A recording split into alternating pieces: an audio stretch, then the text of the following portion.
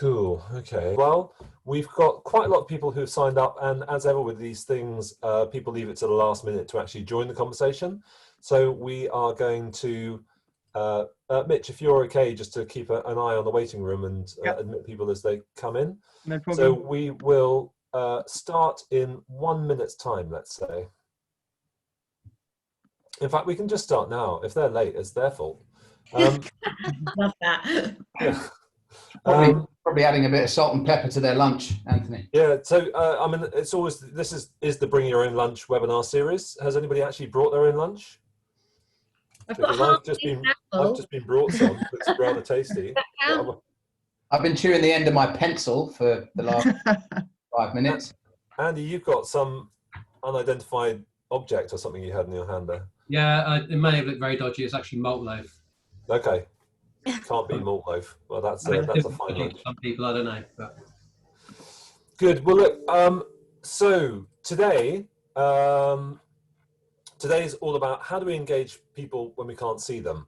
We're looking about engaging new clients, generating new interest. So really kind of focusing on that new client engagement, and it's been an issue which has been mentioned quite a lot to me. Sorry, I've got some weird buzzing going in the background, so let me shut that down. So there has been a lot of conversation in terms of, well, how do you engage with people when you can't meet people face to face anymore? There's a lot of general marketing work which can still happen, but it's nothing quite the same as actually that physical interaction with people, that face-to-face contact, and those happy coincidences that we have when we find potential opportunities from talking with people. So we don't seem to be doing networking meetings. There aren't any of the conferences or the events or the workshops that we used to going to. We can't even have those ad hoc conversations at the school gates or bump into people at socials or sports clubs or things like that. So all of that, those moments of serendipity that we used to have in terms of engaging and connecting with people have been lost. And it's all been restricted in some shape or form. And it's hard to work out, well, what do we do above just the normal marketing stuff that we've done before? But everyone's in the same boat. People still need things to be done for them. People still need work to be done for them. And it's not as if the business has completely disappeared. It's just a question about how do we get to be the people that we can engage with them. So that's what we want to try and explore today. And I'm very happy to be joined by 3 people who are in the throes of doing this, either for themselves or for other people. And so I'm joined today with Katie Street from the Street Agency, Vinny Romano from Doe, and Puff Story, who is not related to me at all, although she has got a very excellent surname, from Three-Sided Cube. She is my industry cousin, is how I describe her. So, Katie, let's just start. If you could just introduce yourself, a little bit about you. Yes. So I guess I do it for both my clients and for me. So I help us win new business at Street, but we are, of course, a agency that helps agencies attract and win the clients that need them. So yeah, I hopefully will have quite a good view on how to do that kind of stuff, and have worked at agencies over the last, gosh, 10, 12 years maybe, heading up new business for them as well. Fantastic, thanks. Vinny? I'm on mute. Yeah, hi, I'm Vinny. I have been in the ad industry for 14 years. I started at Publicis London, moved to VCCP London, and then moved to Sydney 7 years ago. Worked at BBDO over there and the Monkeys, and then started my own agency, a content creation marketing automation agency, where I managed to build that agency to 15 people strong, turning over 7 figures, and then leading to an acquisition offer from a larger agency group, which saw me exit and become a new business consultant for other agencies. A bit of a left field return to the UK about 7 months ago, which found me with not a lot to do in an area that I didn't know. I don't know Bournemouth. I came here because my mother moved here when I moved to Sydney, originally from London, and basically used the early days in lockdown to start writing down thoughts about what I felt was, you know, helpful for the industry that I know and love and work so much within, through the lens of new business, and developed a framework which I have been taking to market across the UK to agencies under the brand name Dough. And I arrived at the name Dough because you know, bread is another word for money, and if you want to make bread, you need dough. So that's where the name came from. So well, look, we'll dive into that in a lot more detail. So, yeah, so have I exceeded my time on my? Yes. Sorry, I tend to do that. I need to be told to shut up sometimes. Puff. Yeah, so I'm Puff. So for anyone that doesn't know me, my real name is Sophia Story. And yeah, I'm not related to you, Anthony, but I do get asked that question quite a bit. So I basically headed up commercial new business for 3 Study Cube UK for 7 years. And I'm now the co-founder for 3 Study Cube USA. So I'm now full-time on the US business. So I guess really from my perspective, I can bring kind of knowledge of what we've done as an agency and how we approach new business. So thank you, Puff. Katie, can I start by asking you some questions? I mean, obviously there's been an impact, and I think it's not so much the impact on the business I'm interested in. I'm really interested in trying to get to the bottom of what is the impact on the engagement of new clients. So I wonder what's been the impact on you, and then also what's been on the impact on the clients as well. Yes, well, the impact on me has probably been quite good because I've grown at the beginning of lockdown. We've probably doubled the amount of clients that we have at the end of lockdown, or not. I can't really say we are at the end, but whatever we're in now. And I think, well, one, that's because people need my help and advice probably more than ever, because agencies that have potentially lost clients need to make up for lost revenue, and that's exactly the same for brands. Lots of brands have lost revenue, will now be needing to market themselves harder to reach new customers or re-engage with their lost customers. So we're busier than ever, and we're working with probably around about 10 retained agencies to help them attract and win new business, and those that have been with us the whole time. And in fact, I have a client on here. Matt, I've seen you twice in 2 days now. 2 days twice in 1 day, because we bumped into each other at David Lloyd at the gym. It sounds very middle class, doesn't it? At the gym this morning. But essentially, the agencies that have marketed themselves through the business, and this goes hand in hand with brands, are the ones that are thriving and are seeing the opportunities come through. Because if you turn off, and I have seen lots of agencies do this, and to their own detriment, if you stop talking to your audience, then they're going to be listening and getting advice from someone else. It's got to be helpful. I'm not talking about outreach and crappy cold sales outreach. That's not what I advocate at all, but helpful content, webinars, white papers, whatever that might be. Putting out helpful content and helping people is absolutely, the key to success here. Yeah, I mean, on your website, in your overall philosophy, you talk about getting noticed, sort of about agencies getting noticed by the brands that need them. Can you define, what do you mean by getting noticed? What does that encompass? Well, exactly. I guess the biggest thing that we really help our clients do is, well, Matt hopefully can be a good, if we chat later, hopefully Matt can even give a deeper conversation about this, but is identify that most agencies know what they do, right? They know what their services are. So as a business, whether you're an agency or something else, you're going to know what it is that you do.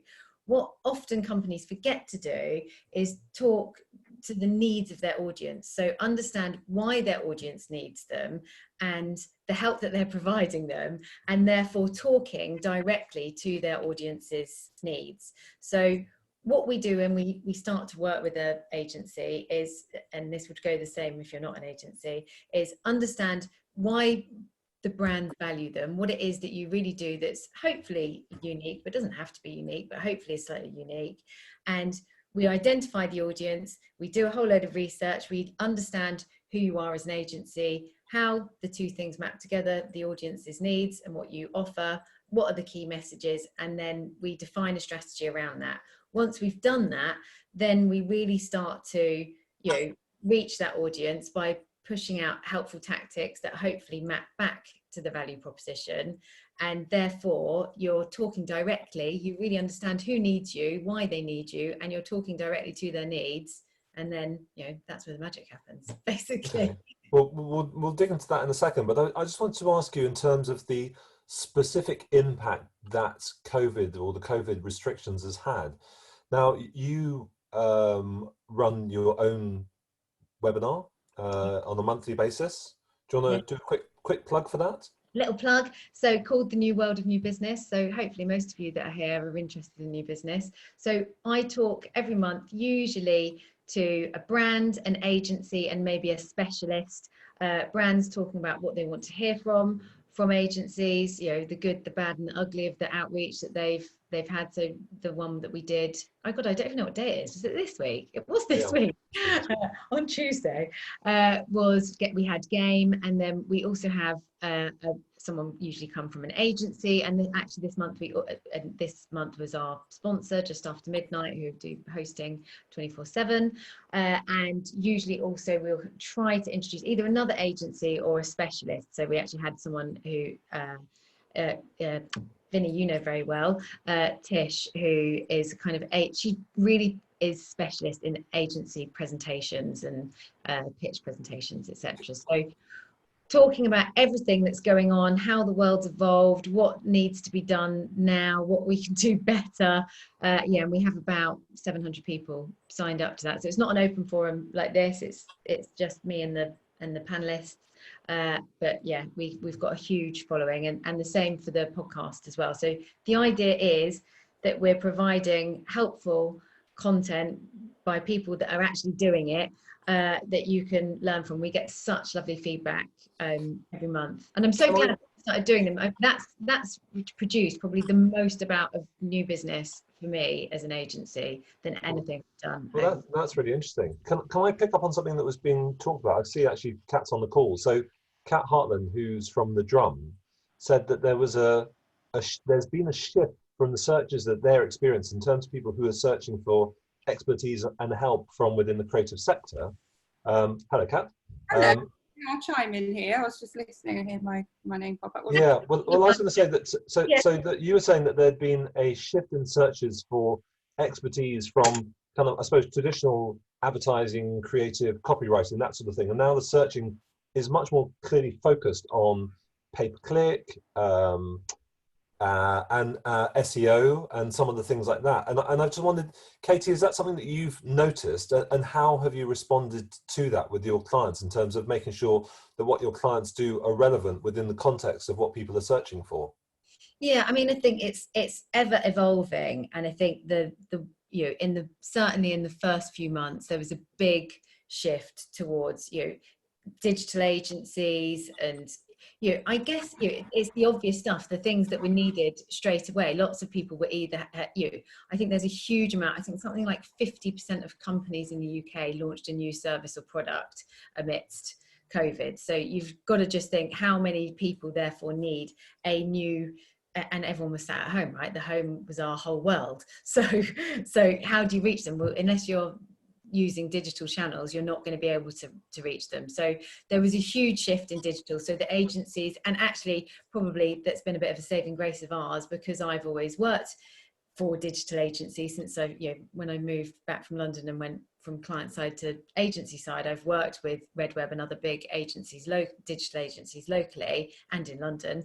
That has been quite good for us, because we had quite a lot of digital agencies on our books, and those tend to be the ones that are thriving. But I would say we're starting to see again now a more equal split. People are those that put a pause on their marketing, stupid, shouldn't have done that, are picking it back up and understanding the need to do that, because if you don't do it, like I said earlier, your audience is talking to someone else. So I think the normal marcoms, content briefs, etc., are starting to come through. In fact, I had one from a client yesterday, or from a brand, sorry, yesterday. So yeah, they're definitely out there, and they're starting to come through in all. I mean, Kat, you might be seeing different to that. What are you seeing? I don't want to sort of hijack the conversation. Hijack, do it. But yeah, we definitely saw that uplift. It was really interesting to see some of those quite specific digital services just creeping up through the leaderboards compared to the normal sort of softer or traditional marketing areas. But there is more coming up, more updates on that. So I won't hijack, but it's back, I reckon. Yeah, we're seeing the other ones start to creep back in. So it was quite interesting to see that sudden spike in demand, but slowly and surely the other stuff is coming back through again. So it's a hint at normality, which is quite nice for everyone. Good. Well, So if you understand that, it just shows that that we're echoing and seeing the same things, which is good. In terms of hijacking, we are going to have time for questions, certainly in a little bit, and then we're going to do sort of 10-12 minutes of breakout, so we get a chance to talk as a smaller group with each of the experts as well. So there'll be lots of time for that in a little bit. I just wanted to ask what you do about that. So let's say so not everyone's an agency, people have different skills, but if that's the sort of things that people are looking about, do you need to reposition yourself somehow? So I was thinking of a company like 1,000 Monkeys. They're a Bournemouth-based copywriting agency doing very well, but they probably promote themselves as copywriters. But actually within that copywriting skill set, that part of that is around SEO and being able to write the right content in order to be noticed on your websites. So given that there's going to be a lot of digital promotion for all of us, should they be thinking about trying to change the way they promote themselves from being a copywriter to being an SEO enabler or something like that, if that's the search term that people are looking for? I look at things slightly differently. So I never advise clients of mine to market what they do, but market how you help your prospects, because then actually how you do it and what you do, usually the world is changing, right? So it's changing a lot more than normal at the moment, but usually, you know, new software comes out, how we do things or the services that we provide evolve, new things come in, old things go, blah, blah, blah, blah. More often than not, as an agency, how you actually help the brands that or the companies or your customers doesn't actually change. So if you can market how you help, rather than, and you know, SEO and PPC is brilliant, but I mean, again, from an agency's point of view, it's an expensive thing to try and bid on, and actually developing and reaching your audience independently through your own, you know, more strategic marketing strategies are generally, I would say, are generally going to, you know, you're going to get more back from that.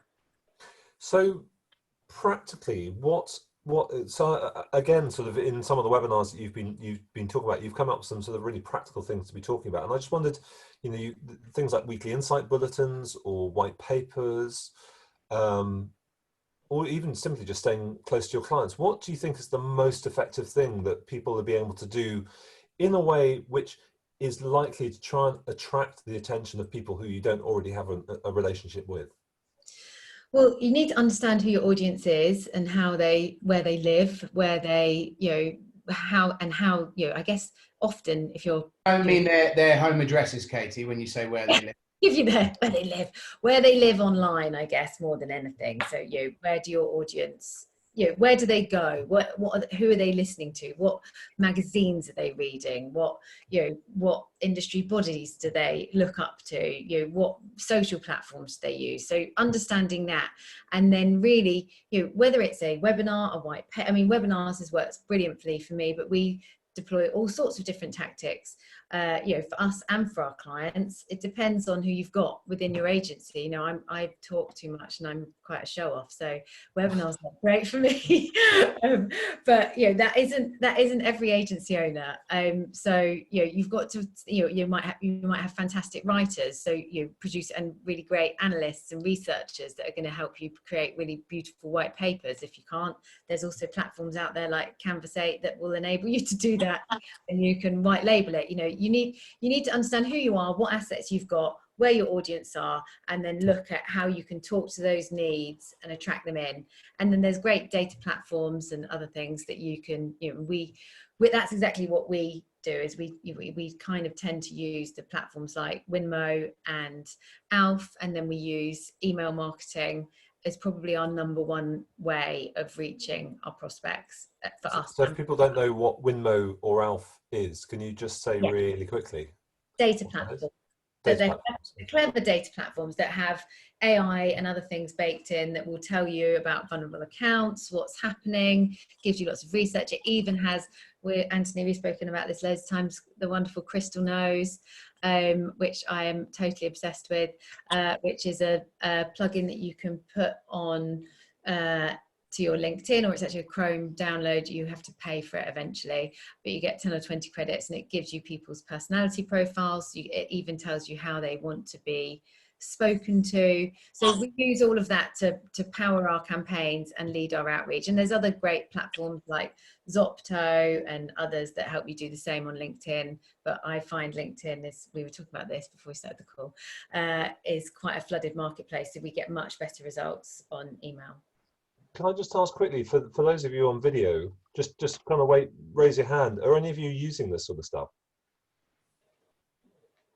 No, okay. Oh, that's interesting. Really interesting. Okay, well, that's a new thing to think about. Thank you, Katie.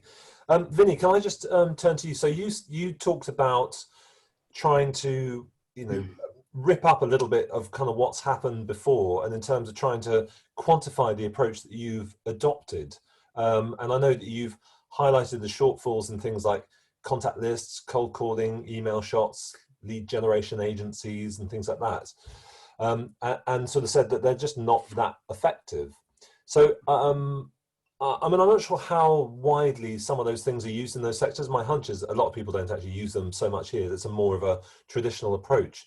But I just wanted to maybe start by saying what you find is broken at the moment.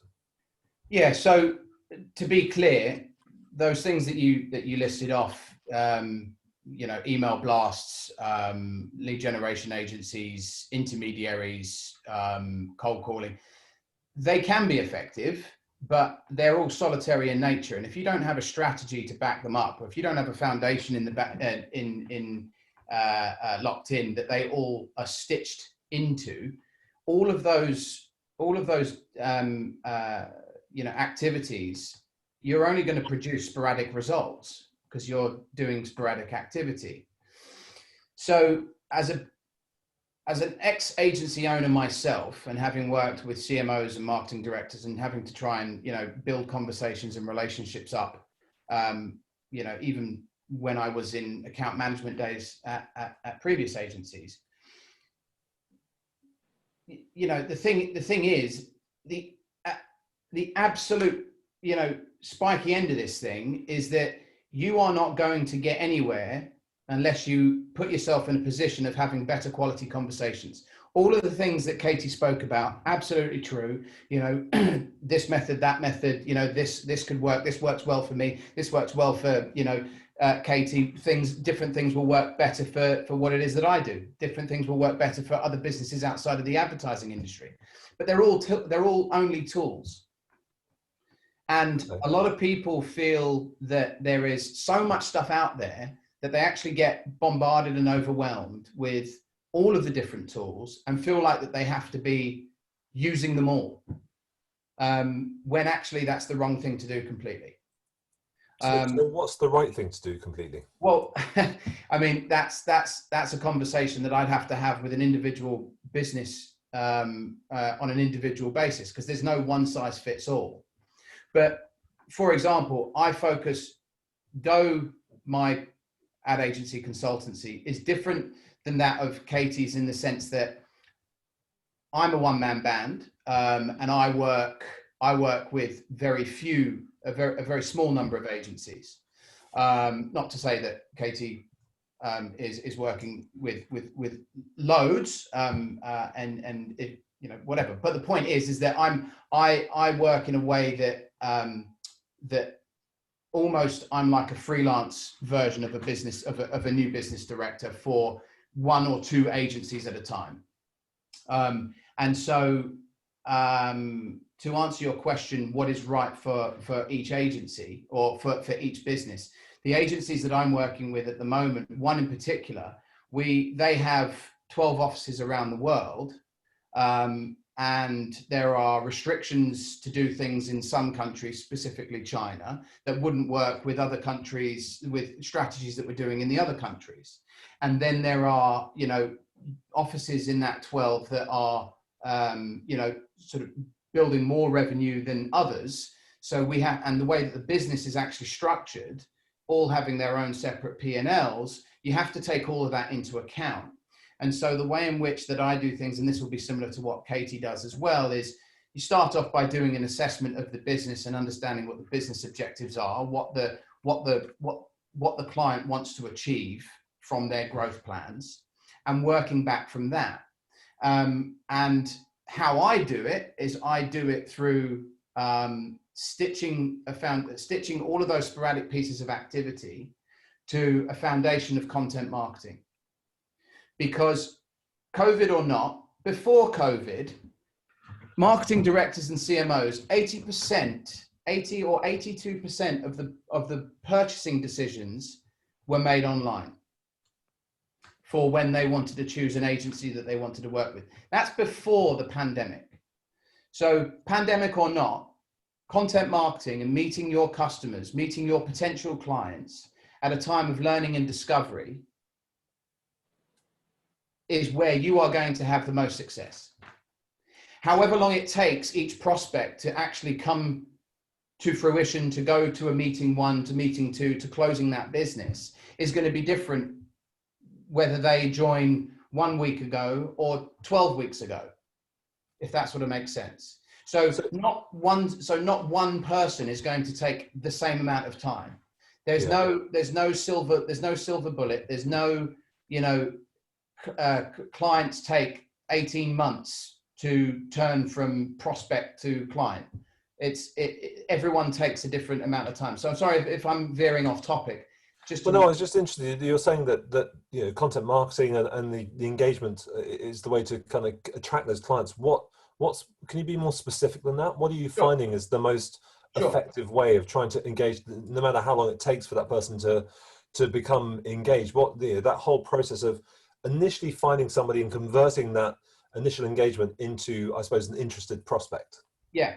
Well, so look, you mentioned at the beginning about face-to-face meetings. Nothing beats a good face-to-face. My argument would be is that having a better quality face-to-face, pandemic or not, should be the way anyone looking to promote or sell their services or business. So, and you can't control who you meet, but for sure, but be ready for those people. Be ready for those meetings, but they don't happen all the time, even when you're actively seeking them out.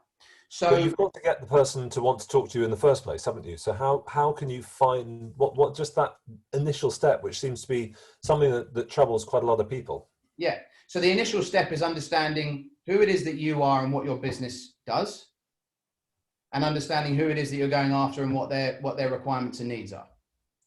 But how are you going after them? What do you find are the effective ways of? Is that through the things that Katie is talking about in terms of doing some of the webinars and the kind of insight white papers and things like that? Yeah. Again, you know, all different channels can be used, but based on what it is that you're trying to achieve, different channels will be right for different people.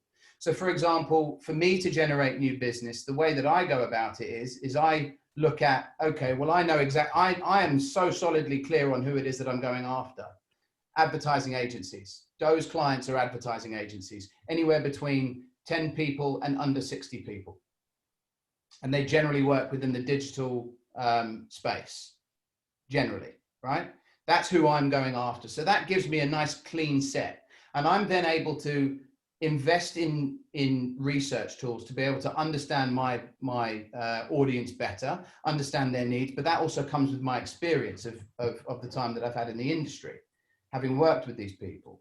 And then so I then have the ability to, I then use LinkedIn, for example. I use LinkedIn to find the right person, and I ask for introductions if I don't have that person that I'm connected with. But again, that strategy is right for me because I'm a one-man band and I'm happy to jump on the phone. And are there any particular research tools that you have been using that you find the most effective for you? Well, for me, for Doe specifically, LinkedIn Sales Navigator from LinkedIn works well. There's another tool that I use called Lusha, Lusha. Lusha, just like Crystal knows, is a LinkedIn plugin for Chrome. And if you have a digital footprint anywhere, you know, it's sort of cheeky in a sense. It can actually pick up mobile phone numbers. So you actually have the ability to, you know, find out the mobile phone numbers of prospects. But again, though, I wouldn't be advocating jumping on the phone and cold calling people if you don't have something of value.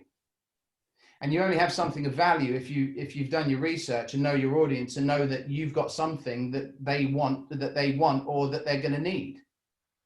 Okay. Can I turn to pick up on that and just ask you, Puff? So you're in a position where you're doing that as a company, trying to engage those people. Are you using some of these tools already, or having someone like Vinny coming in and helping you out with that? So to be honest with you, no. So I use LinkedIn. I use LinkedIn a lot. I am quite active on LinkedIn, and I actually quite like LinkedIn. But for me, for the past few years, we've really concentrated on building and nurturing our network. And we have built that network, and we've built that network substantially. But what I'm looking for are long-term relationships, relationships that might not come to anything for 2 to 3 years. So it's a different strategy. It's a longer term strategy. And I guess during COVID, I think probably like most businesses, like most agencies, I was petrified. I was like, oh my gosh, we're going to hit a brick wall. Our clients are going to stop spending money. But actually, kind of like the opposite happened. And what we noticed was the time and effort that we'd spent these past few years building our network had really paid off. And we're really clear with our messaging in that we build tech for good. Okay, we only do that. We will only work on projects where we can have a positive social impact. Yes, we design and develop bespoke software. Lots of agencies do that, but we're very selective and very niche. And the projects that we work on have to be right for us and the team. And I think that really, we got lucky, being really honest, that really resonated during a global pandemic. And, in the first quarter, we managed to hit our annual new business sales target in that first quarter, which was insane. Like that. And I'm not going to tell you that we used all these tools and we did all this outreach because, honestly, that didn't happen. What happened is we'd spent a lot of time and effort nurturing our network, getting people to trust us and to come to us with questions, asking us about software development. And actually, when the time came, i.e. a global pandemic, when people realized that, software could really help transform their business in a time of need, they came to us. And it was a mix of luck and hard work and effort that had paid off. But I think we bang one drum in that we build tech for good, and we just want to own that proposition. And I think we've done a fairly good job of that. And it's just consistency in our messaging. But these things take time. Like if you are looking for, if you just want to turn a tap on, then there are tools like, this is probably more focused towards agencies, but there are directories that you can lean on. And you can increase your online spend, you can turn up the sponsorship, and you'll see, a very quick impact of that. I'm not saying it's going to be great and it's all going to be fantastic, but there are things that you can do to do that. But I think ultimately you have to have a longer term mindset, and you have to think about relationships as a whole. And, you could spend 2-3 years nurturing a relationship, and actually it will pay off eventually because they'll pick up the phone to you one day and you've already got that existing relationship. It's much easier and quicker to convert. It was really daunting when we started this a few years ago, but actually it's really paid off. And something else that we've done, or I've actually been doing quite a lot of recently, is leveraging your personal network, letting people know what you're doing and what's changed. And you'd be so surprised at the number of positive conversations that come off the back of that, of people, you know, really interested and then telling you what they do, and actually there's synergies there. So during lockdown, I spoke to people that I haven't spoken to in, you know, 10, 15, maybe even 20 years. And it was really refreshing. Like, it was a really positive experience. Like, I've made more connections. I've been introduced to more people. And, you know, it was a mix of people I went to school with, our old clients, people that we'd worked with historically, lots of people that I hadn't spoken to in a long time. And actually that was a really, like I said, a really refreshing experience. So I would urge anyone that has, you know, maybe a bit of time to just go back over their network over the years, and anyone that you haven't spoken to in, you know, 2-3 years time, just reach out to them, ask them how they're doing, ask them if they're safe and well, and see what just organically comes from those kind of conversations. I think, sorry, Anthony, just to jump in there, I think what Puff was saying there was absolutely bang on, especially the first bit around, you know, it's a long-term thinking.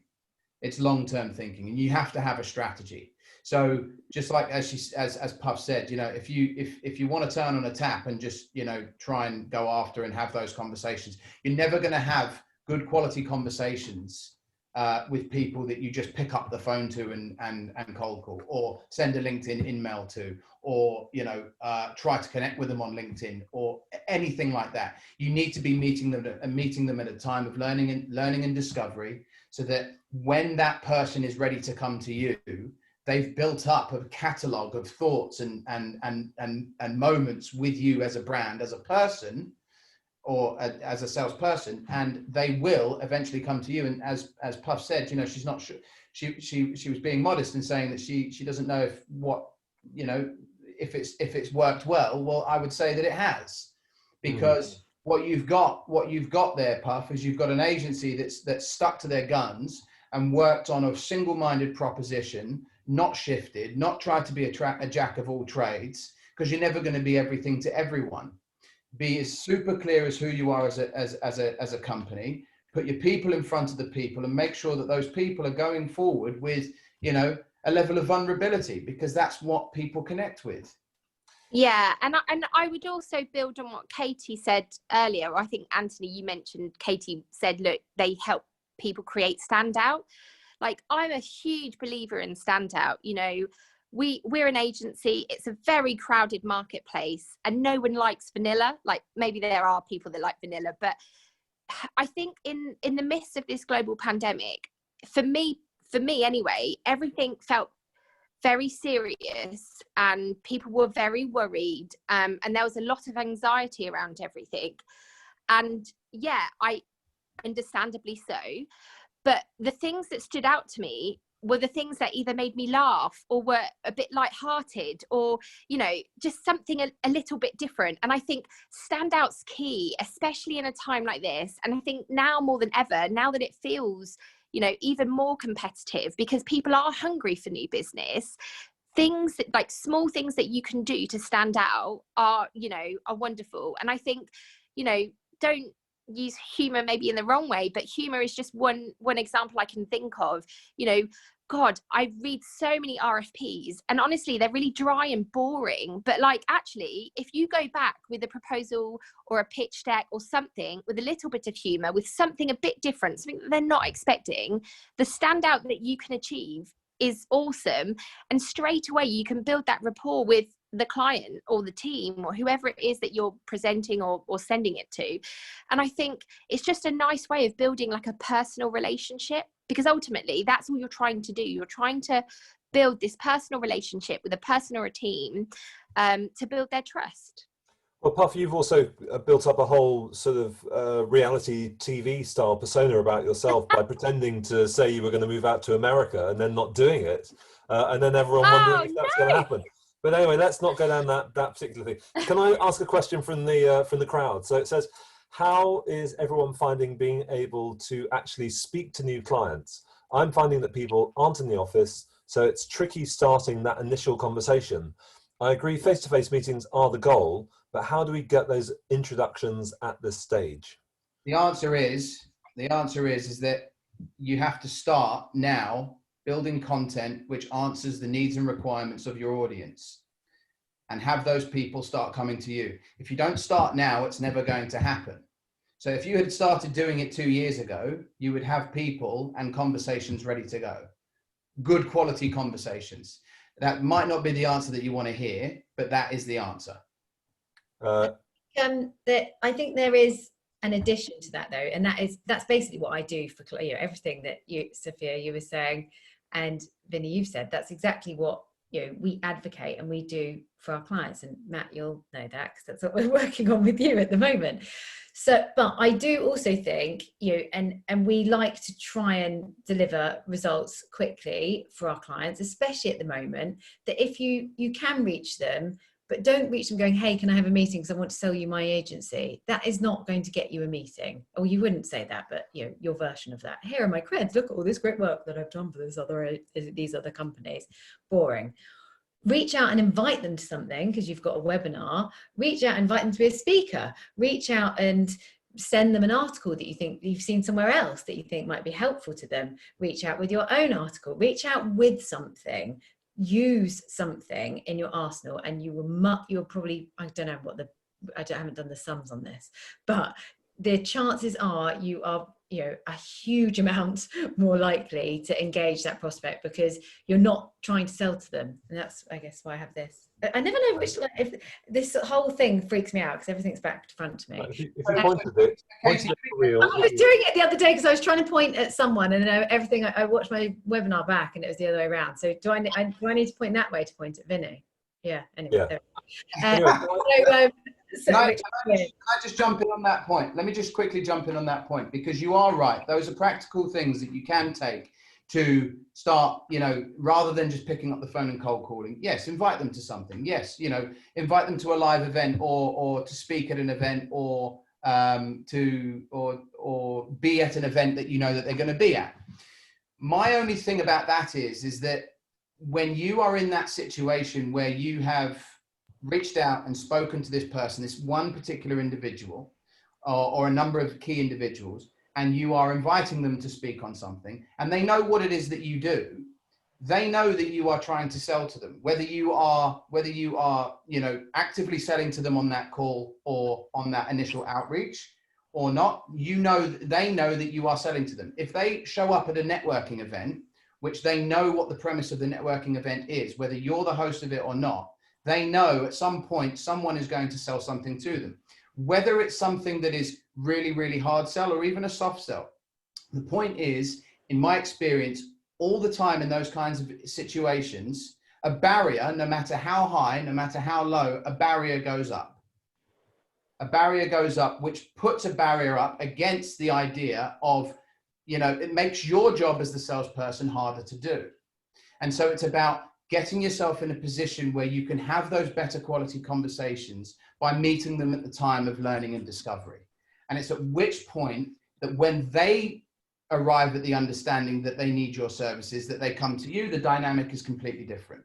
So I completely agree with what Katie's just said there, but I still advocate the long-term strategy and doing your research on your audience and being super bloody clear on what it is that you do, and aligning that with the needs and the requirements of your audience. You will have far better quality conversations and an abundance of them with people that you want to work with, not time wasters, not people that show up to the networking events for the free fucking beer.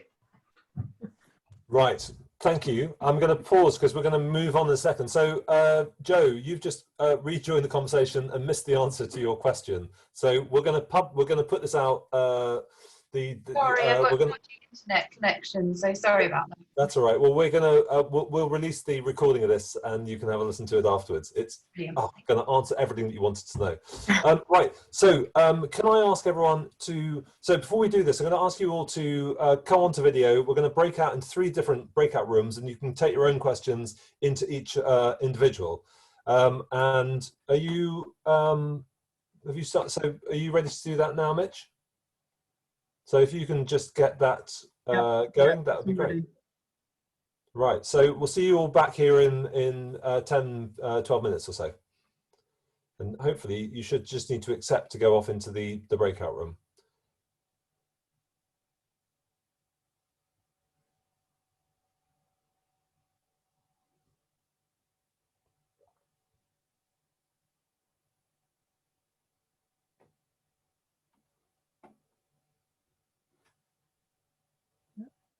So just Michelle. Cool. Yeah. Well done. Yeah, I saw that when the question was asked, and then I saw Joe disconnected out. I was like, oh no. Yeah. Well, it gives us an excuse to talk about the recording anyway. Cool. Okay. Pause the recording for now. Sorry? I'll pause the recording for now. Yeah. Okay. Good plan. So literally 10 seconds in terms of something that you think you want to share with everybody else that you were talking about. Vinny? Oh, yeah. Had a great little room. I actually knew everyone in my room, which was good. 10 seconds, literally. We've got to finish. We Top spoke about representing as a marketer in an agency, representing one of your clients, and how best to do that. If they're the ones that have all the information, how do they get all that information to you as the marketer? Okay, interesting. Katie? Hard to do in shorter than 10 seconds, but yeah, no, I know, but we're running over time, so we need to finish. Katie? Using something of value in your outreach and complimenting the person. So inviting them to be a speaker, inviting them to come and talk on a podcast, etc. Stroke their ego. Yeah, oh, that's good. Yeah, I like that. Puff? Still on mute? Sorry, guys. So from our group, I would say it was invest in marketing if you're currently not doing so, but also consider perhaps doing personas for your end users, for who you're targeting. So you really understand who it is you want to speak to. So you can make better informed decisions. Brilliant. Yeah, I love the persona. Paul was talking about that. So if you want to pick up with Paul about how they do customer personas, it was very funny. So can I just say a big thank you to Katie, to Vinny and to Puff. Really interesting, some really interesting ideas. Winmo, Alf, Crystal Nose, was that what it's called? Sales Navigator, Lusher, you know, some real concrete, tangible things worth having a look into. Thanks for your time today. I hope that's been interesting. We'll be doing another one of these next month. I think this is going to be a kind of regular monthly thing for us, but on different topics. Any feedback, any questions, please just do get in touch with us at Silicon South and we'll let you know. So thank you, everyone. Thanks for coming and joining us. See you soon. Nice to see everyone. Bye. Thanks, everyone. See you. Bye, bye, bye. Bye. Thanks so much.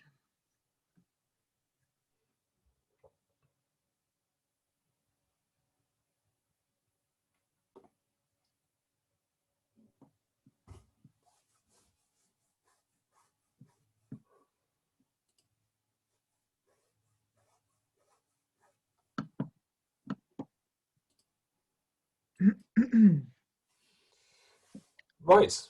All There we good? go.